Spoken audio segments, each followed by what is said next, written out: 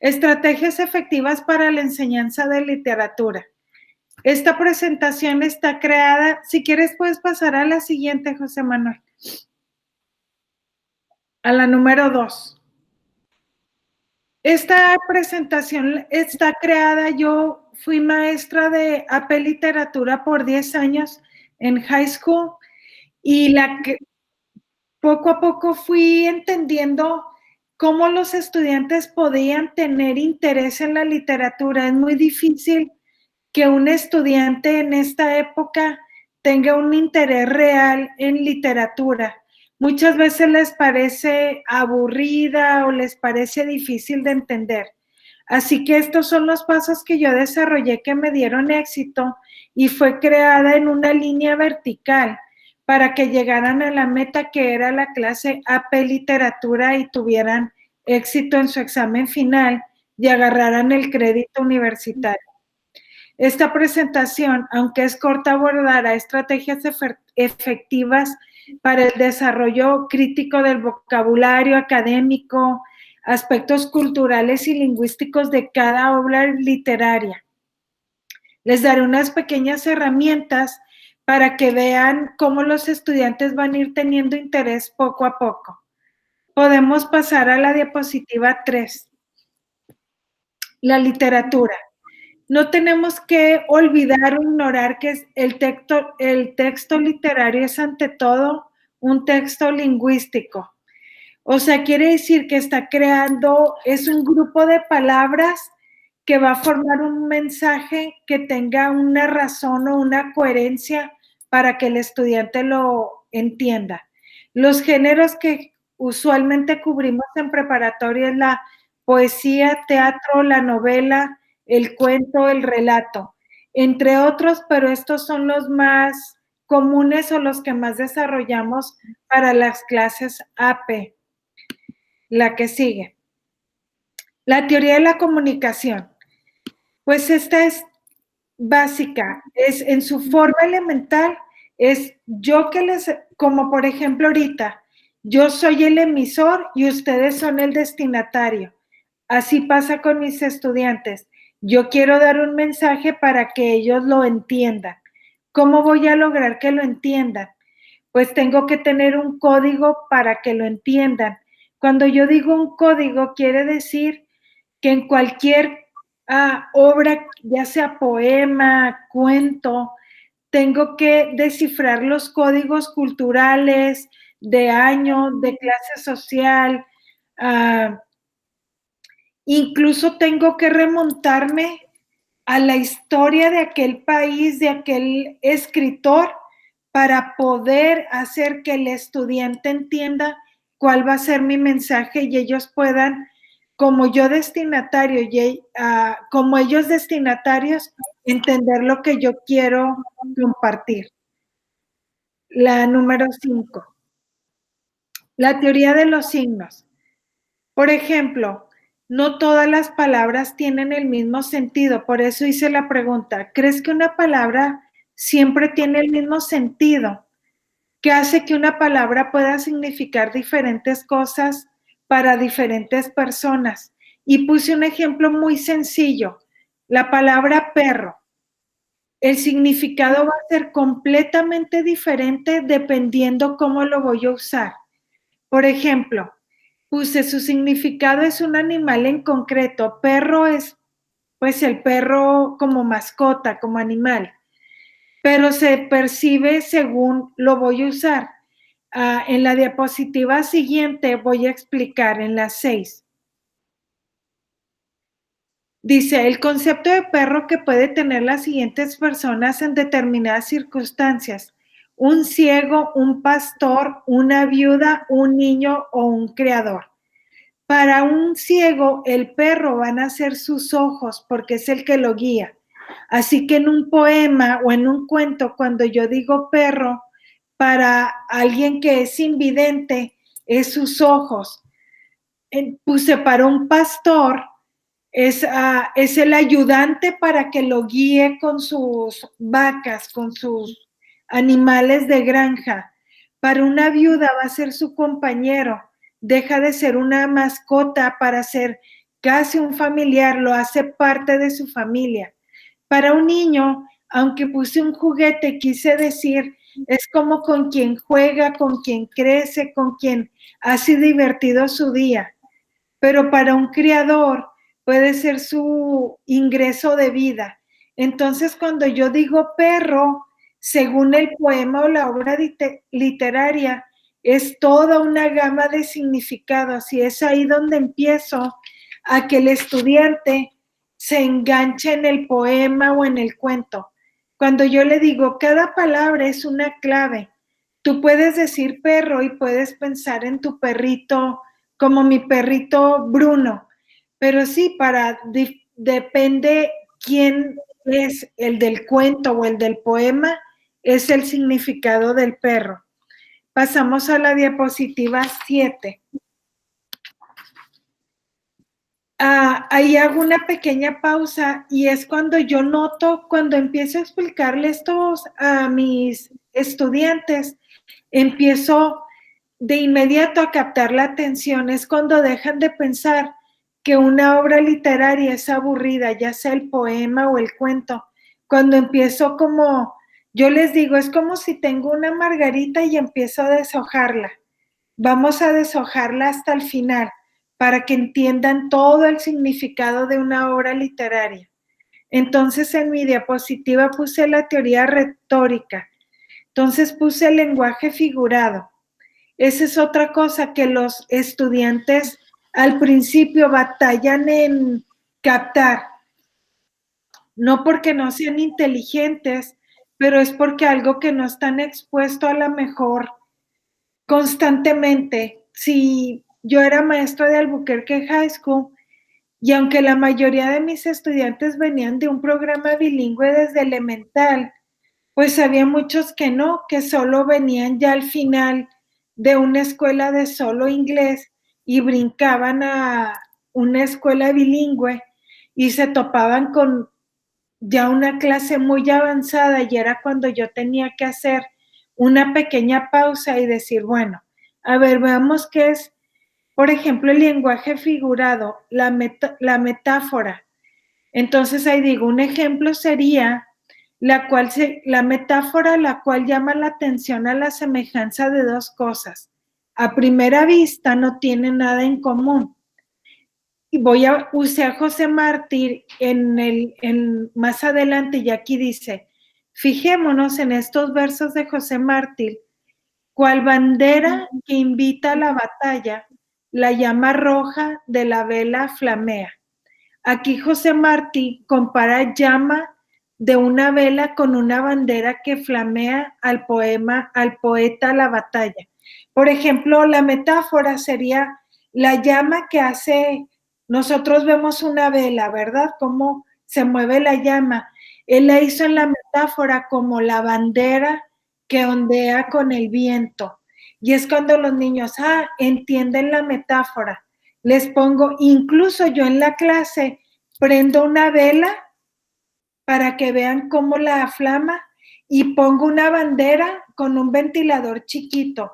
Entonces ya vemos, ven niños la metáfora y yo veo cómo tan rápido empiezan de hacerse una clase tan aburrida de literatura, empieza a ser una clase como divertida porque me decían los alumnos, ay, Miss, es como jugar a un juego de clues.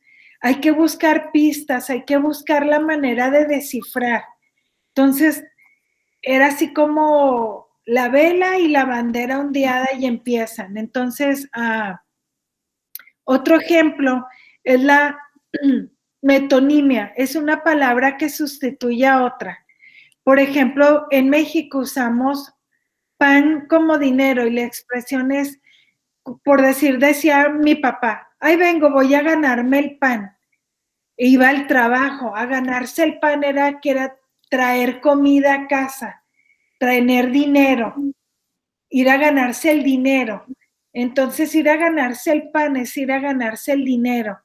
Y entonces aquí decimos la metonimia es sustituir una palabra por la otra, pan por dinero. Claro, hay que tener en cuenta esta expresión es muy mexicana y entonces mis estudiantes decían, en tal país se dice así, en Colombia así, en Guatemala así, en España así.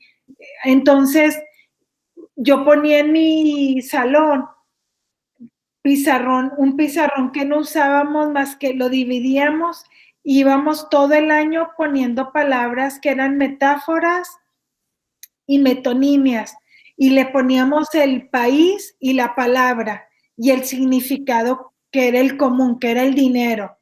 Entonces yo veía cómo los estudiantes hasta iban y me decían, yo en la tarde le pregunto a mi abuelito cómo se dice en el país, con tal de ir a poner en el pizarrón un significado de dinero coloquial en el país de origen, a lo mejor ya no de ellos, porque ellos ya habían nacido en Estados Unidos, pero de su abuelo o de su padre. Entonces era como ir captando la atención de los estudiantes. Pasamos a la diapositiva 8. El hiperbatón. El hiperbatón, los niños batallan para aprenderse estas palabras para empezar, pero ya cuando las desciframos, lo común es decir, sujeto, verbo y predicado es lo que todos entendemos. El hiperbatón es como que agarrar todo y revolverlo y luego escribirlo. ¿Qué pasa con el hiperbatón en un poema o en una obra literaria? Pues lo hace como que más rico, lo hace como un enigma, como que al lector lo invita a pensar, a digerir poco a poco lo que es. Abajo de esta puse un hiperbatón que dice, del salón en el ángulo oscuro de su dueño, tal vez olvidada, silenciosa y cubierta de polvo, veíase el arpa. Si lo leemos así, como que no nos hace como que rápido clic, porque no es sujeto, verbo y predicado. Si lo acomodamos, fíjense cuál es la diferencia y qué fácil sería de entender. El arpa, silenciosa y cubierta de polvo, veías en el ángulo oscuro del salón, tal vez olvidada de su dueño. Es lo mismo, pero se oye como más interesante con el hiperbatón. No quiere decir que todo lo tengamos que escribir así, pero hay algunos escritores que en algún capítulo o en algún verso lo usan para darle como más interés.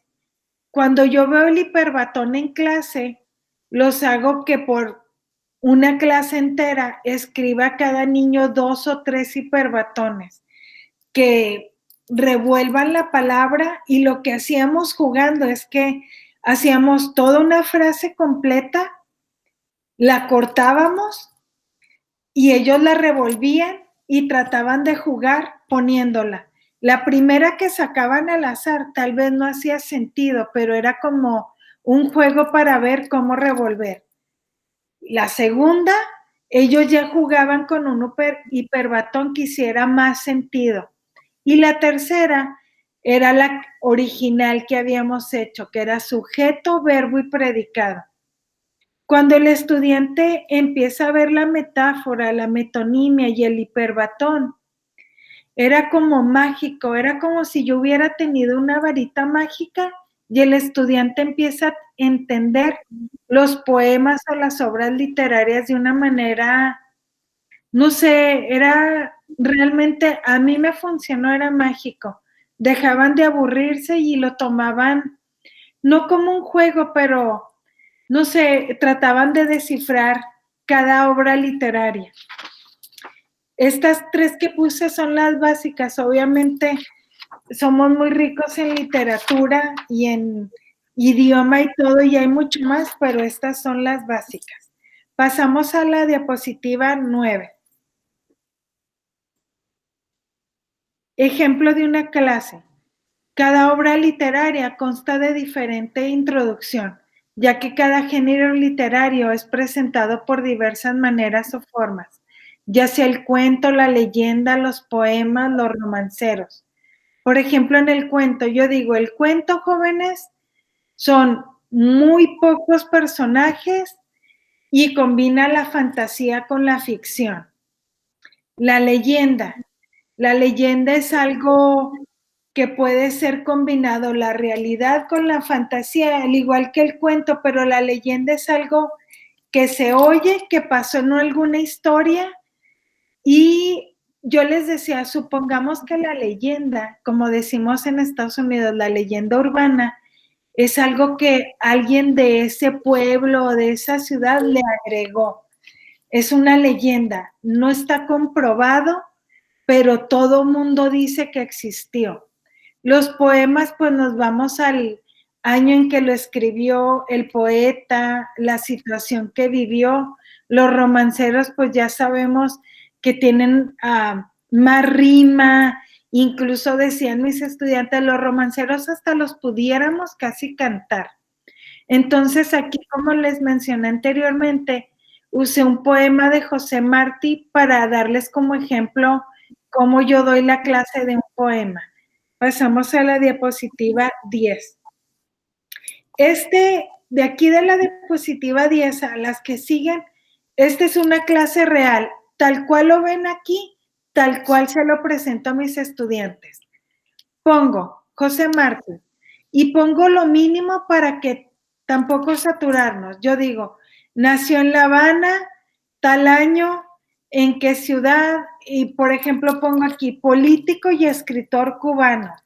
¿Por qué pongo político y escritor? Porque son las dos cosas que mejor describen a José Martí. Pongo una frase de él que es casi ícono de él. Si no luchas, ten al menos la decencia de respetar a quienes lo hacen.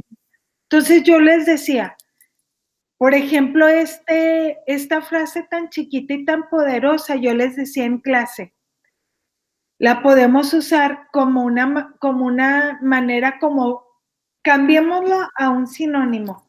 Si no quieres estudiar o poner atención, por lo menos ten la decencia de estar callado y quieto para los que sí quieran escuchar la clase, lo puedan hacer. Entonces, yo ahí ya empezaba a ponerles un ejemplo de lo que les había enseñado anteriormente. Ok.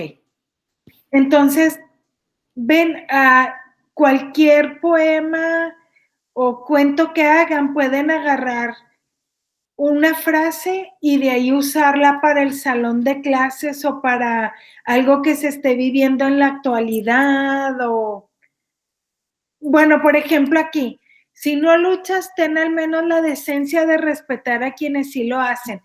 Si estamos ahorita con el tema del COVID y las vacunas, si no te la quieres poner, por lo menos ten la decencia de no atacar a los que sí creen en la vacuna, por ejemplo. Entonces, cualquier frase la podemos usar para cualquier situación que se esté viviendo. Y es cuando los estudiantes, yo sigo viendo el interés en ellos. Pasamos a la diapositiva 11.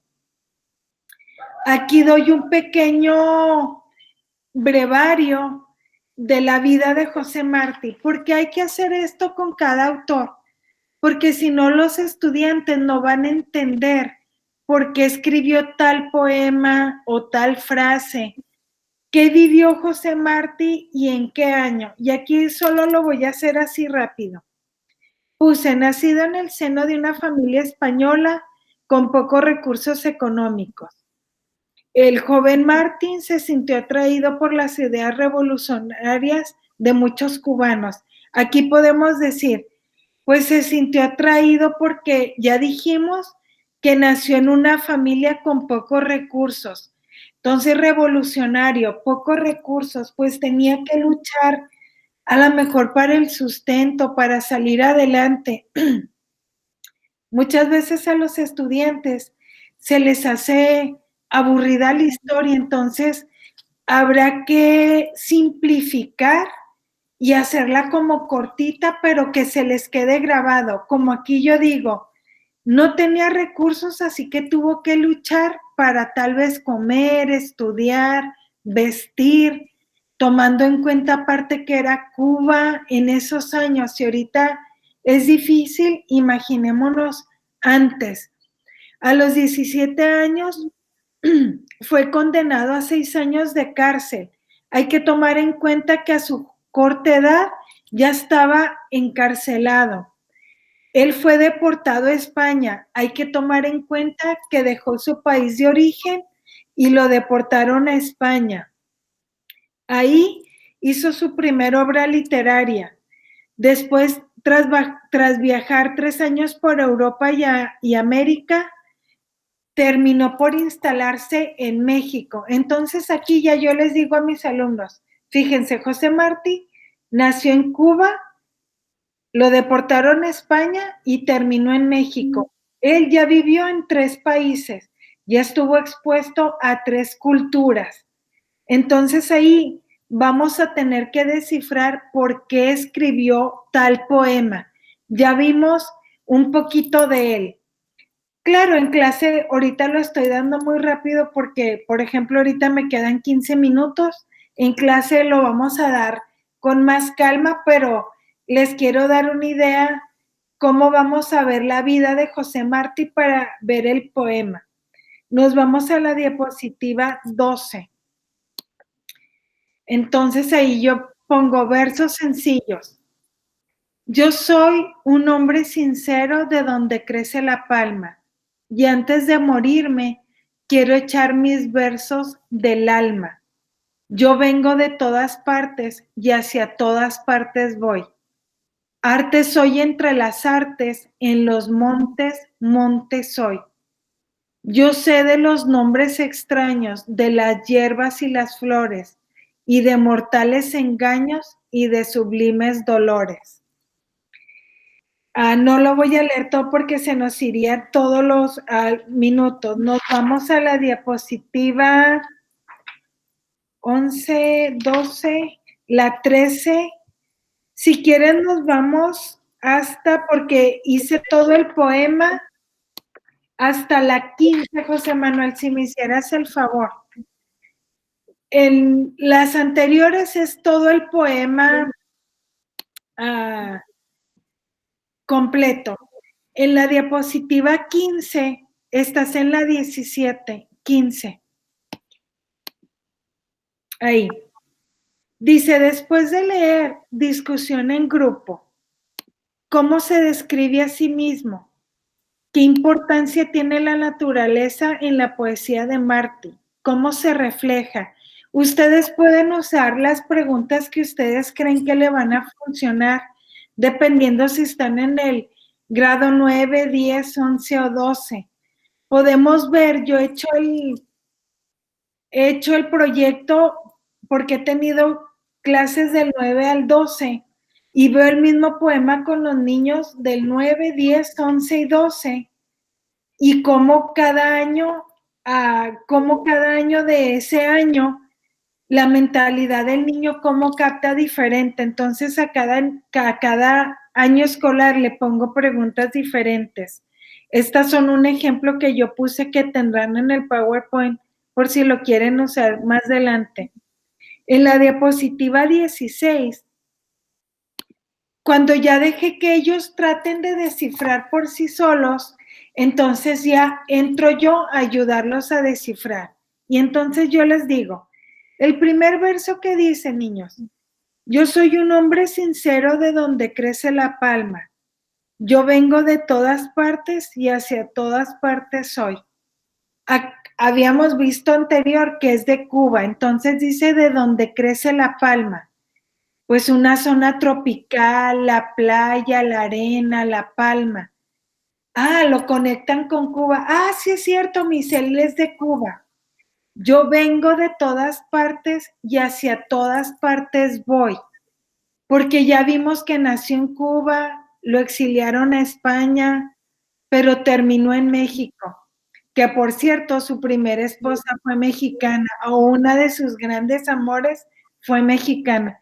Sería muy atrevido decir que su primer amor fue mexicana, porque los cubanos tienen corazón para muchos, pero entonces cuando él dice, yo vengo de todas partes, él nos dice en su relato, pues que ya recorrió varios países y hacia todas partes voy, porque pues él no tiene un fin, su andar, porque él era revolucionario, él quería poder, quería voz, quería igualdad de cultura, quería igualdad de escolaridad, de color de piel. Yo amo a José Martí porque luchó por tanto.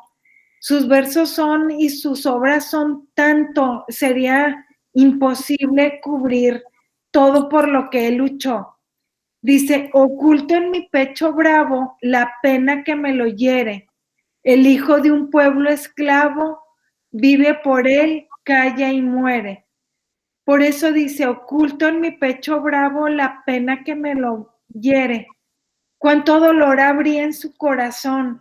Entonces ahí yo les decía a mis estudiantes, de tarea, pregúntenle a sus abuelos cuánto les dolió dejar su país de origen para emigrar a Estados Unidos. ¿Qué dejaron? ¿Qué sabores dejaron? ¿Qué olores? ¿Qué colores de ropa? ¿Qué textura? ¿Qué casa dejaron? Por ejemplo, en México, su casa de adobe para venir a una casa que ahora les llamamos de cartón, que es el chirraco, no sé cómo le llamen ustedes. Por eso dice, oculto en mi pecho la pena que me lo hiere. ¿Qué dejaste en tu país para que siempre cargues ese dolor? El hijo de un pueblo esclavo que vive por él, calla y muere. Pueblo esclavo, ahí podemos entrar en el tema de la esclavitud por el color, por la clase social, por el dinero. Y ahí es muy extenso porque entonces ya vemos que no es solo el color de piel. A veces emigramos a un país que aunque tengamos un color de piel claro, somos esclavos por no tener el idioma, por no tener el seguro social o ser migrantes sin papeles, como le llamamos. Entonces pasamos a ser esclavos económicos, hacemos el trabajo que no lo quiere hacer alguien que sí tiene escolaridad o el idioma. Y entonces, cuando veo este poema de José Martí, es muy extenso y es tan bonito porque entonces los estudiantes se empiezan a abrir y a platicarnos historias de lo que sufren sus papás, no propiamente solo por el color, es por el estatus migratorio, por el idioma, por el salario, por el barrio donde crecen. Entonces, ahí vamos a ver cómo el estudiante rápido empieza a tener un gusto por la literatura que no había tenido en años anteriores. Hay que saberles inyectar las ganas y que descifren, como dicen ellos, somos como detectives. Hay que descifrar el mensaje. O ellos decían, hay que descifrar el crimen. Ok, como le quieran llamar, hay que descifrar el mensaje del verso o del poema o del cuento. Nos pasamos a la diapositiva 17 porque las otras dos describo cada poema o lo descifro. Dice, pasos para la comprensión. Después de identificarse regionalmente, se identifica de un modo más universal. Trata de explicar el concepto de los versos y entonces vuelvo a decir, yo vengo de todas partes hasta hacia todas partes voy. Y entonces voy poniendo las estrofas que podemos descifrar y cómo se conecta cada niño, aunque no sea cubano, con su país o con la condición que hay en su familia. Dice, por ejemplo, la estrofa 15 expresa su misión revolucionaria. ¿Qué le causa dolor al poeta? ¿Crees que la 10ª estrofa podría también contener un mensaje sobre la libertad de Cuba y explicar? Y entonces, en este tipo de poemas, al menos en Albuquerque High School, los niños iban y de tarea le preguntaban a su maestro de historia que los ayudaran a descifrar un poco la historia política de Cuba en tal año y hacíamos conexiones con clase. Era muy padre porque conectábamos clase de historia con literatura a veces, incluso hubo que conectábamos con matemáticas, que conectábamos con los de ciencia y buscábamos como ese equipo de maestros que dábamos clases en español, pero de otras clases. La diapositiva 18, perdón, José Manuel, me fui a los Common Core Standards y entonces ahí puse que tenemos que cubrir temas de literatura, el desarrollo, el texto informativo, la escritura y la investigación y la exploración, la literatura narrativa, la literatura y la escritura narrativa. En el 19, los estudiantes leerán una variedad de literatura de no ficción para determinar la idea central del texto y cómo analizar el desarrollo a través del texto. Analizar el texto, pondremos atención particular al significado del cual el autor nos quiere dar su mensaje. En la 20, diapositiva 20. A través del proceso de la escritura, los estudiantes redactarán un texto de información donde demuestran las estrategias observadas en las lecturas. Estas escrituras no estarán limitadas a ensayos formales o el formato MLA. También podrán mostrar sus destrezas académicas redactando artículos para el periódico, folletos o toda clase de escritura no ficción.